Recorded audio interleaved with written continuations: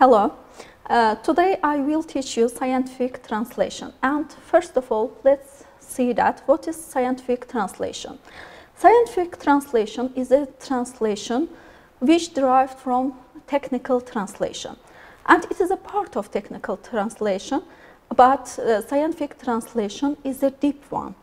And while we translate some papers, we should know that what is the type of scientific translation. For instance, research papers, journal articles, or other types of scientific papers include this translation. Scientific texts are converted into new language, target language, from the source language. While we are saying source language is the original language of the text, but the target language is the second language which the text is translated into. And we can look through here our picture, and there exists a lot of kind of scientific translations, but we give them only for an example. Medicine, social sciences, pharma, life sciences, they are examples. And we can say that medicine, social science, life sciences, pharmacology, they are different sciences. And their terminology or other writings are different. That's why scientific translation is very challenging. And let's look through why they are challenged. First one is complex terminology, and I will explain what is complex terminology. We said that we have a lot of fields in scientific translation. That's why terms are different. Every field has abundant terms, and that's why it is very difficult to find out which is suitable for the text. Next one is finding expertise. While we translate ourselves, we can pay attention to other difficulties, but when we give it to other translators, we'll look through this point, finding expertise. Finding expertise, it is difficult because it is a challenging process to find expert in a certain field, because she or he must be proficient and professional in his field, fluent in source language, target language, and the translator should know all translation skills. Next one is adapting style and format. Adapting style and format means that, for instance, we have a text, and while we look through the text, we see that it is in a monologue kind. And sometimes scientific papers are in maybe dialogues or in a discussion style, but we have to preserve the style. For instance, if it is in monologue, we should preserve this style. And format. For instance, if we translate the sentences are complex, we should preserve that kind of format. And next step, I'll explain how to translate scientific documents. Scientific documents, if we are given a scientific document, we firstly, let's look through, skimming, okay? Then read the text deeply, carefully, for understanding the context. While reading the text, we'll see the meaning of the word, of the sentences. But in the second step, create your glossary or maybe vocabulary. While reading or skimming, we see that we have a lot of unknown words, and we should prepare our vocabulary for the text. For instance, we have medical papers, and there exist a lot of terms which are unknown to us, and we should provide the text with this vocabulary. Beforehand, we'll write the unknown words and their meaning to other paper as a note for translation. And Then write down acronyms. While skimming our text, we should pay attention acronyms. Acronyms are abbreviations which consist of initial letters of the words, such as in our examples. But you should be very attentive during the translation. Example, in PD, if we have PD in a text, and we can say that it is Parkinson disease, okay, I'll write down, but it is not correct. We should pay attention to the context of the text because, for instance, Parkinson disease. Parkinson disease is a neurodegenerative disease, and it affects our mental ability, our physical activity, motor skills. It is different thing. While saying personality disorder is a problem of psychology, and psychology deals with this problem. And someone has some personal problems, maybe about their personal life and their beliefs, but it is long-lasting process. And Paget's disease, it is a kind of bone disease. And while you are in Paget's disease, it means that your bones will improve, will grow rapidly, and all of them are different. That's why we should pay attention to the acronyms. Okay, after finishing the doing this step, we should translate our text. While translating our text, we should pay attention not to be quick while translating. You may divide your text into parts, or maybe you can take paragraphs for translating. And if you take paragraphs or you divide it into some parts, it means that it will be easy to translate. That's why having translating your text, you may go to the next step, review your work. Review your work, it means that you should edit your text. Because while translating, we don't pay attention everything deeply.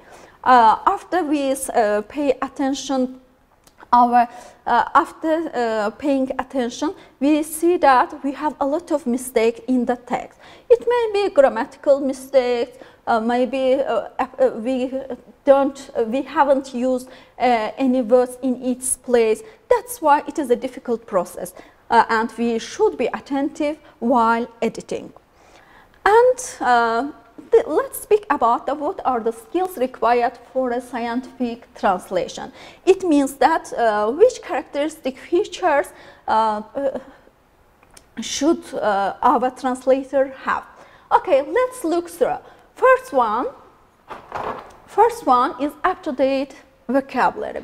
Up-to-date vocabulary means nowadays vocabulary. Okay, for instance, if you are a translator, you should be aware of everything, every new word. And today, technology, science improves day by day. That's why a lot of new words come to the dictionaries. And translators, the duty of translator is to know everything about it. Okay, next step is attention to details. Attention to details means that in a text, you should know everything, and you should pay attention every word, every punctuations. That's why you must be attentive. Next, focus on delivering a high-quality translation. And while translating, they should delve into the text for high-quality translation. And high-quality translation means that it is perfect and it answers all the demands of nowadays technology, science. Next, it is meticulous in the work. We spoke about the text, but in the first one, meticulous in the work means that you have to be meticulous in every step of your translation, even in the preparation, in the preparation step, you should be meticulous, okay? And you should pay attention every word, everything. That's why it is very good for your work. Next, top scientific translation techniques. Okay, let's look through which translation techniques we should know. Okay, first one, be clear and concise. It means that while translating, you shouldn't use paraphrasing a lot. We can paraphrase sentences in fictional text or sometimes technical text, but in scientific text, you shouldn't paraphrase deeply. You should be clear. For instance, you say that I will write some other information to the text and it will be better, but it is incorrect. It will make everything worse, not better. And next, keep an eye on the mistakes in the original text. As I mentioned above, we say that we can have some mistake. After translating, we pay attention. If we have some mistake, we can correct them. But it is in the original text. If human is a factor, it means that maybe there exist some mistakes. That's why we'll pay attention to the original text while translating. If original text contains some mistakes and you don't care about it, it will be bad for you. Okay, be an avid reader. Be an avid reader means that you have to love your job. While translating, you should be enthusiastic, okay? And for instance, if it is obligatory for you, it means that you will have not good results. But if you are happy while translating and while doing your job, it means that it will be best. Okay, next, pay attention to numbers and symbols. We know that in scientific texts we have a lot of numbers, symbols, and we have to pay attention to them. For instance, we can we can change the numbers, maybe symbols. If we change one number or symbol in a scientific text, it means that it will change the consequences of the text, and meaning. It will change the meaning of the text, and it is very bad. It is very bad mistake for you, and it will be not understandable, and it will be misunderstood by people. That's why you have to pay attention numbers and symbols. Okay, next, always proofread your translation. Proofread, reviewing, editing, and you always proofread. Never say that, okay, I did that, it is the perfect. No, it is incorrect. And you should translate first. Having translated your text, you should proofread your translation. Okay. When is scientific translation necessary? Scientific translation is a good way of conveying your information. And for example, you write something in Azerbaijani and you share in sites, maybe ResearchGate or Google Scholar or other types of platforms. But only Azerbaijanis and who knows Azerbaijani can read it. But when you translate it into other language, it will be fruitful for you. And maybe from many countries, readers will pay attention your writing. For instance, we can say that I have written some article and I want to share it. I'll translate it. We say that it is a kind of scientific translation. and we see that if we have one translation, for instance, my article is translated into English, it means that who knows English will read it. Next, I will translate my text to Spain, much more people will read my papers. That's why scientific translation is necessary for sharing information. Okay, nowadays we have a lot of machines which translates text, everything, and a lot of applications. All of them are in our hand, and that's why we can use it. And you may ask that why we don't use machine translation or applications in scientific translation. While translating our text, we can translate in machines or applications, but we should pay attention that it is a scientific translation, and scientific translation, it is very important, and machine translations can never translate everything deeply, carefully. That's why we need human here, because human brain differs from machines and applications. And while saying machine and application translation, we can take advantage of them. Okay, while translating something, some scientific papers, documents, or articles, we can take assistance machines or applications. Example, I translate the text and I have unknown word I couldn't find, but I can take advantage of them from machines or applications. That's why never use machine translations or applications during translation. Only machine translations, not. Okay.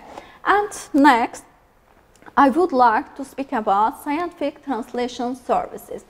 While saying scientific translation services, I would like to mention if you are not translator, you need other ones to translate your papers. And scientific translation services is better to translate your papers. For instance, they have a lot of employees, and we can say that one of them is better in medicine, next one is better in social sciences. That's why they will help you better than other kind of translations, and they are proficient in their field and experts, but not always use all services, only official services. You may use official services, and we can say that they are expert and they can help you better. Okay, next, scientific translation mistakes you can avoid with it. And we spoke about services or translators, and now we can say counting on professionals who are not experts in the matter. We say that in services we have enough experts in certain fields, but try to find the exact person, okay, not the fake ones, so-called translators. Always try to find the best one. Next, translating using sentence that are too long. While translating, some sentences may be long, but try not to make them longer. Okay, please preserve the construction structure. Okay, mistakes in measurement conversion. While saying measurement, sometimes they exist a lot of measurements in different countries. In different countries, maybe they have some Fahrenheit, then next one is Celsius. That's why it is difficult always pay attention in which country you translate scientific papers. Next is outdated knowledge. Outdated knowledge means that we learn every day we learn new information, but sometimes we learn information next day maybe it is upgraded, and that's why we should pay attention everything in this field. Outdated knowledge maybe say that it is the exact number of it in any field, you may say. It is the exact number, but after a while they'll change that. We have researched and saw that it is incorrect. That's why you have to avoid from outdated knowledge. Okay, and we finished our lecture, and thank you for your attention.